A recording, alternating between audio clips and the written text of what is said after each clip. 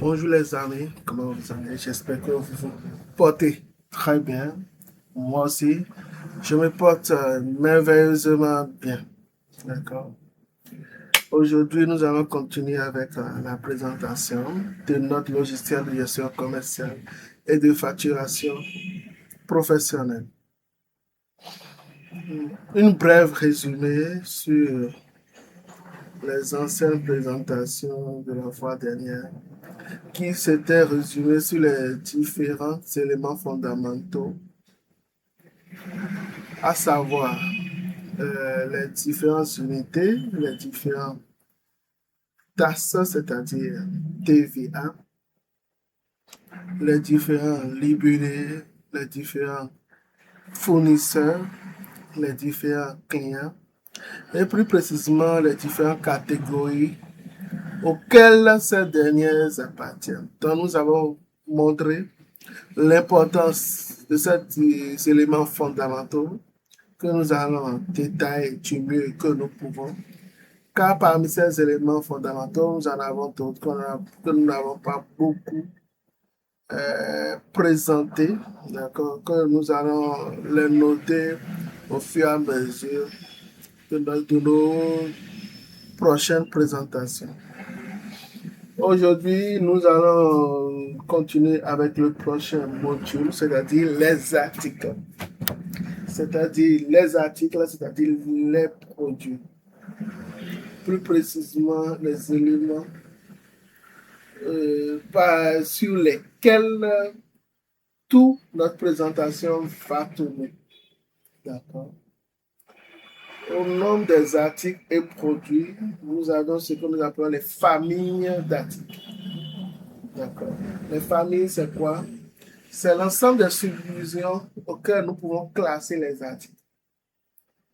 Donc, au sein d'un magasin, au sein d'une société, ou bien d'une boutique, d'un supermarché, ou bien d'une officine de pharmacie, les différents articles sont toujours classés par catégorie. D'accord?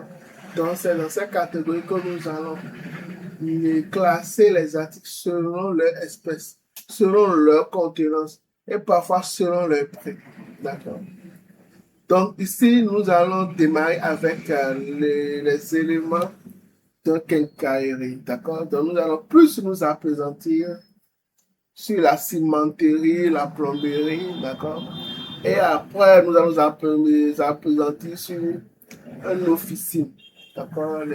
Les officines pharmaceutiques, les médicaments, pour montrer en général comment tout ce processus fonctionne et fonctionne de façon correcte. D'accord? Ok. Sans plus tarder, nous allons vraiment parler des familles. Donc, nous avons la désignation des familles sur notre interface de fonctionnement. Donc, ici, nous avons défini des familles.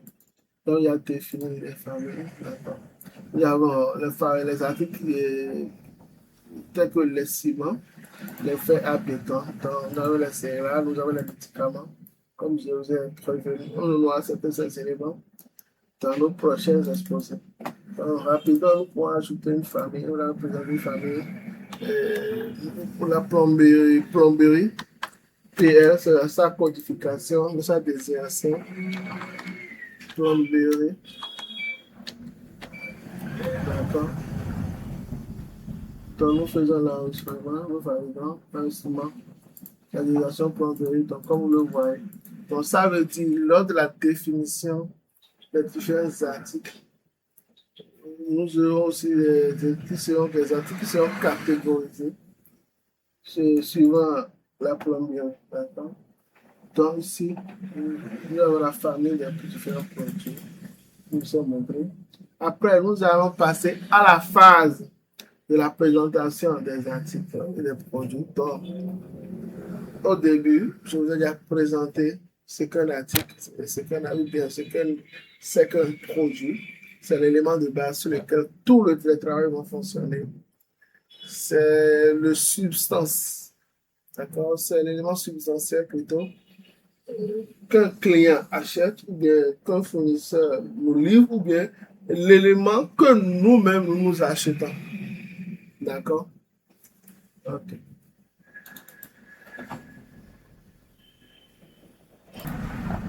Nous allons présenter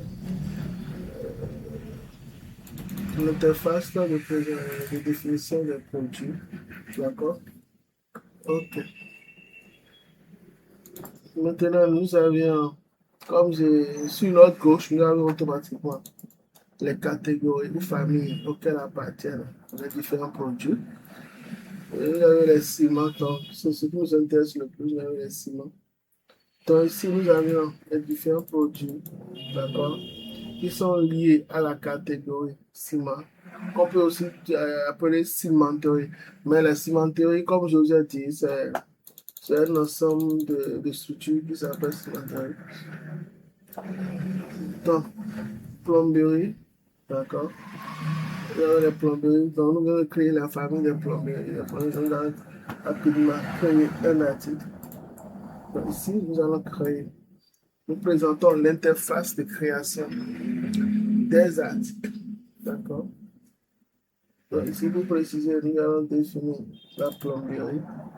Nous allons donner le nom d'un article, cuvette. Nous allons cuvette,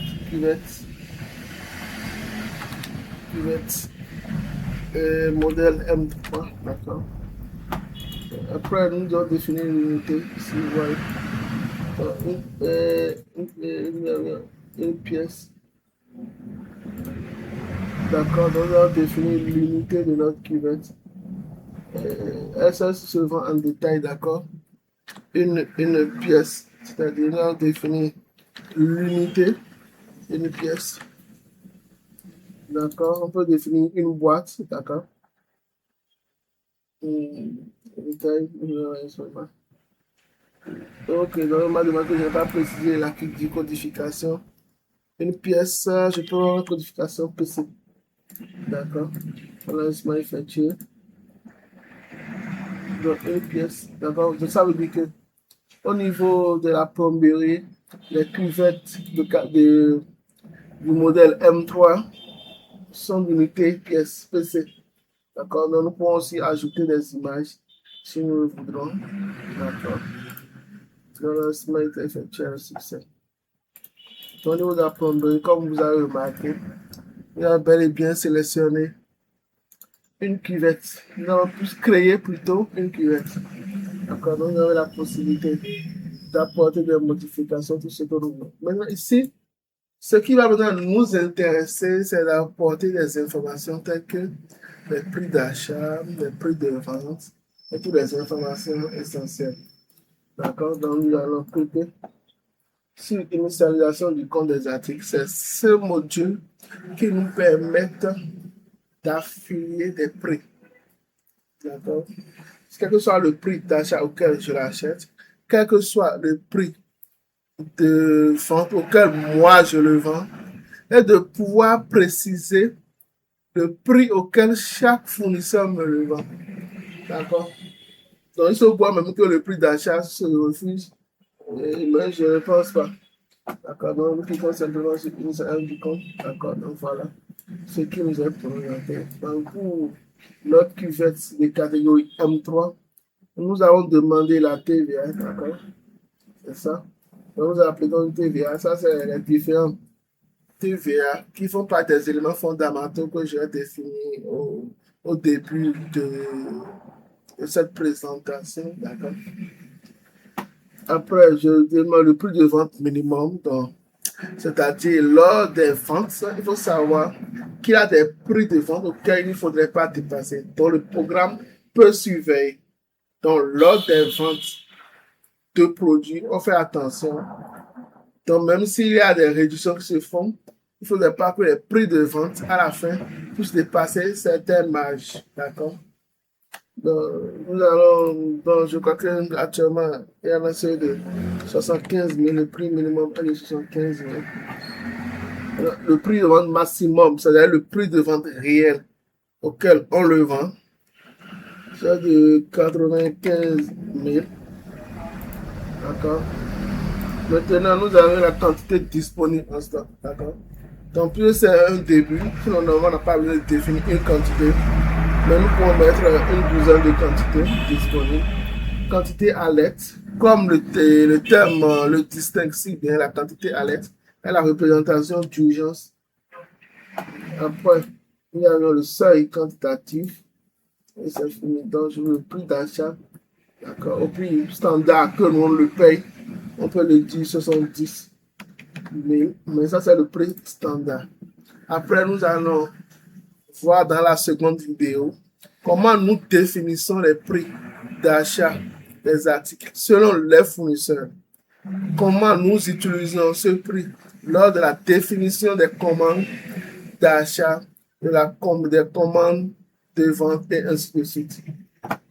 D'accord? Donc, nous validons notre enregistrement. Attention, nous avions notre notion de gestion actualisée du stock. C'est-à-dire quoi? Simplement, notre stock peut s'incrémenter automatiquement. C'est-à-dire, quand nous cochons ou bien nous autorisons la gestion du stock, c'est-à-dire à chaque achat ou bien vente de produits, le système de stock s'incrémente automatiquement. Quand nous achèterons ces articles dans nos officines, dans notre magasin, la quantité de stock s'augmente, mais quand nous faisons des ventes, automatiquement cette quantité diminue. D'accord? Donc, l'investissement est effectué avec succès. Donc, par exemple, maintenant, on a toutes les informations nécessaires pour cet article. Donc, merci et nous disons à tout à l'heure.